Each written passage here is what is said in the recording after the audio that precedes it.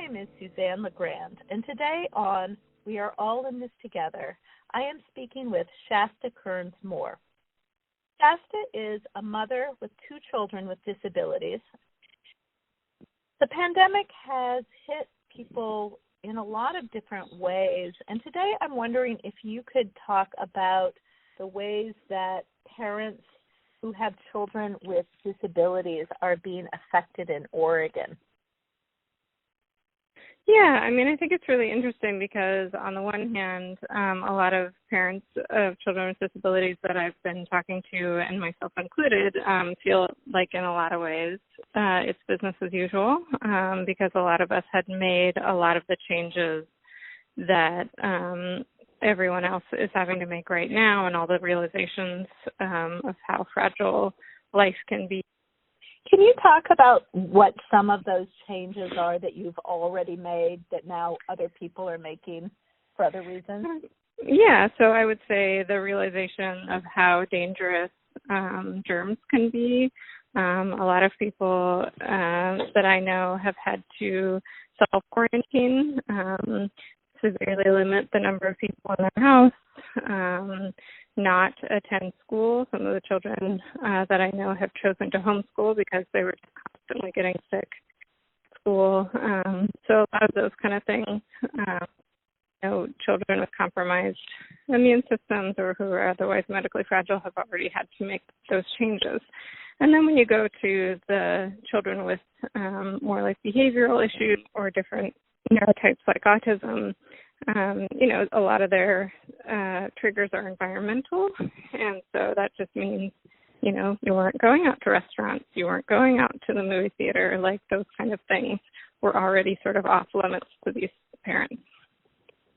And now with the pandemic, what additional problems are parents with children with disabilities facing? Well, one of the ways in which Oregon and a lot of states were trying to mitigate some of those difficulties was through in-home caregiving hours. So these were programs that were set up to pay somebody to come into the home and provide support to the child, try to help them both in the home with their what are called activities of daily living, like bathing and dressing, but also to get them out into the community. Why has that been a problem to use home caregivers? So now with the COVID-19 crisis, a lot of those programs have disappeared, because of the inherent difficulty in, already there was an inherent difficulty in getting qualified caregivers, so many of the parents that I knew didn't have all of their hours filled. Already it was more like half.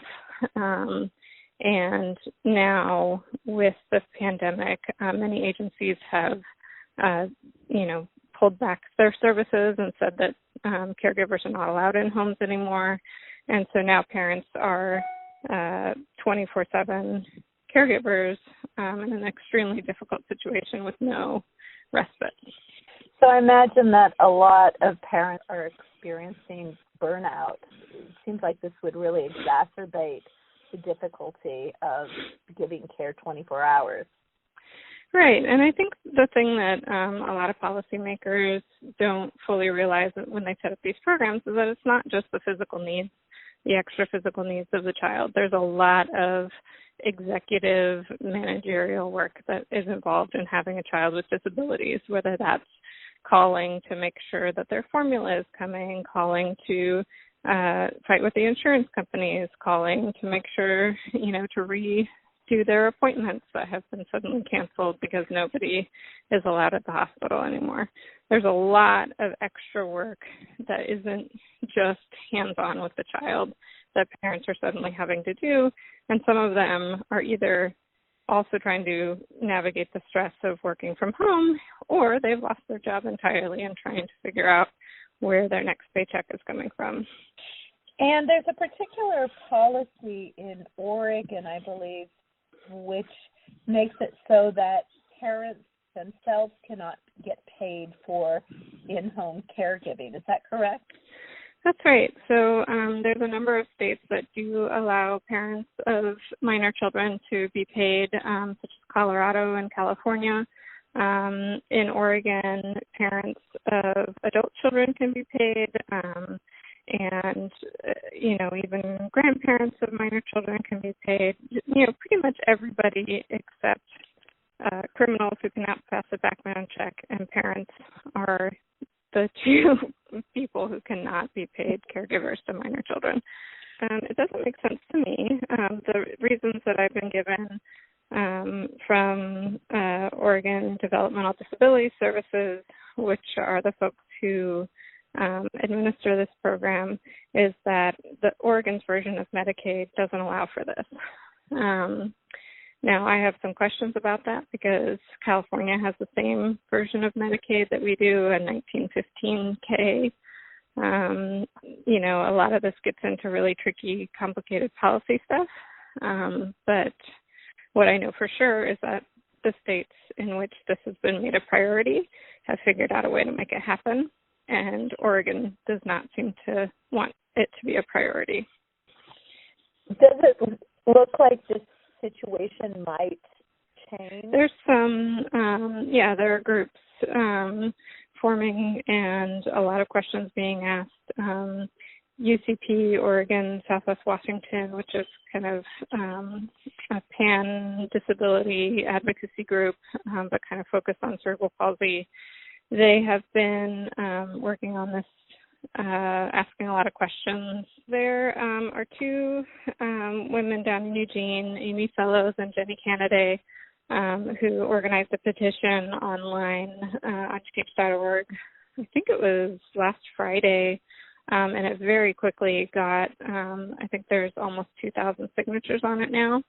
And I attribute that to this being not only a crisis issue right now with parents struggling really with kind of life and death decisions about whether they allow the risk into their home, but also with all these financial decisions that everybody's struggling with. And also the kind of long simmering concern among parents that this program was very difficult to use and that they weren't getting the benefit of additional respite anyway, so that it would just be easier if they could have more direct payments. And so we're hopeful that this could change, but I think part of the problem is that there isn't the willpower to do it among state leadership, and so they have not asked the federal government for a waiver to this effect, and so we're not really sure how to change that yet. You're saying that this is a life and death issue. Can you explain? So in addition to the thing that everybody's worried about, which is, am I going to be one of the 20% who needs to be hospitalized because of COVID-19, the population of children that we're talking about need hospitalizations on a regular basis, and that's in a good year. And there are triage rules being written up right now that would make it so that children like ours with quote-unquote prior medical conditions would not be given life-saving treatment if there's a surge and there's somebody else who needs that ventilator, for example. So a lot of parents are frankly terrified that that could be their child, whether or not it's COVID-19, just because, they have a hospitalization and they need that life-saving equipment, and it is not going to be made available to them.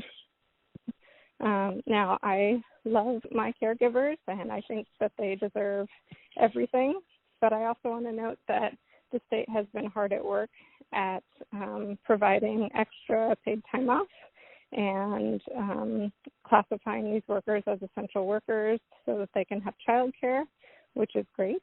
I think that's great, but they have been hard at work at providing extra benefits for the workforce and have so far denied any direct benefits to the children and families themselves. And I find that very ironic because I think as a taxpayer, I would be expecting that the benefits are going first to the children that we're trying to help. I am Suzanne LaGrande, and this is We Are All in This Together.